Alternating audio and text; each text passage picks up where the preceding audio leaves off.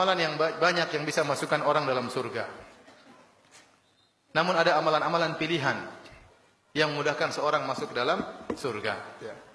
Contohnya adalah berbakti kepada kedua orang tua. Kalau orang tua kita masih hidup, maka itu adalah jalan termudah untuk masuk surga. Rasulullah SAW tatkala didatangi oleh seorang sahabat kemudian berkata, "Ya Rasulullah, saya ingin berjihad, ingin berperang." Kata Rasulullah SAW, "Ahayyun walidak?" Apakah dua orang tuamu masih hidup? Bapak ibu masih hidup? Kata dia, "Masih ya Rasulullah." Kata Rasulullah SAW, "Maka berjihadlah dalam berbakti kepada kedua orang tuamu." Ini dalil bahwasanya berbakti kepada kedua orang tua termasuk jihad. Perlu perjuangan, perlu pengorbanan, pengorbanan waktu, pengorbanan harta, tapi pahalanya luar biasa. Demikian juga ada seorang laki minta izin untuk berperang. Kata Nabi SAW, "Ahayyatun walidatu?" Apakah ibu masih hidup? Kata dia, "Masih hidup ya Rasulullah." Kata Rasulullah SAW, "Lazimilah kaki ibumu, di situ surgamu."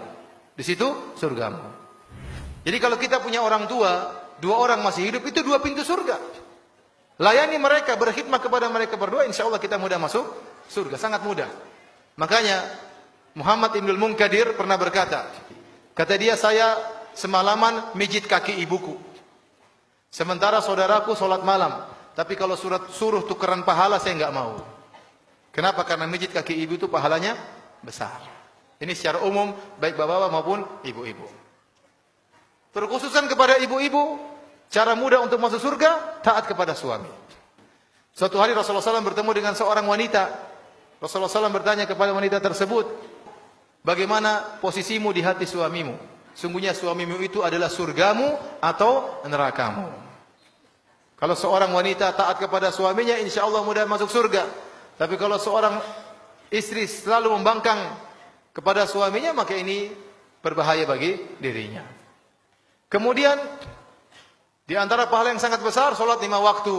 Salat 5 waktu, jangan pernah ditinggalkan. Seorang salat 5 waktu adalah modalnya, modal terakhirnya. Kalau sampai ditinggalkan sekali, dia akan mudah meninggalkan yang lain.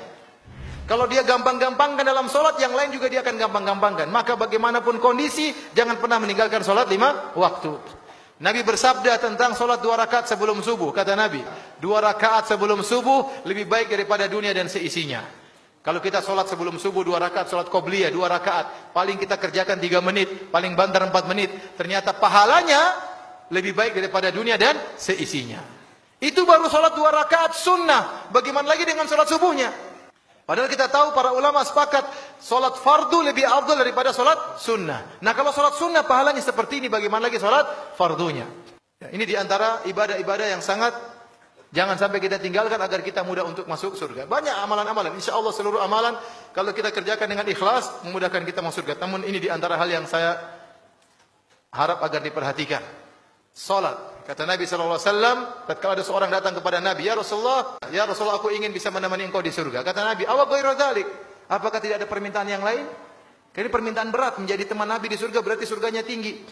Nabi tanya, "Awa ghairu dzalik?" Tidak ada permintaan yang lain? Kata dia, "Huwa dzak." Yang saya minta itu ya Rasulullah. Kata Rasulullah SAW, "Kalau gitu tolonglah aku agar aku bisa berdoa kepada Allah. Kamu sendiri harus banyak sujud." Kamu sendiri harus banyak sujud.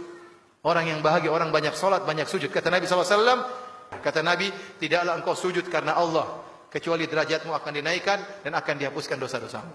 Semakin orang banyak sujud, dia semakin tinggi di sisi Allah. Meskipun mungkin orang lain merendahkan dia, tidak memandang dia, tapi dia sangat tinggi nilainya di sisi Allah Subhanahu wa ta'ala.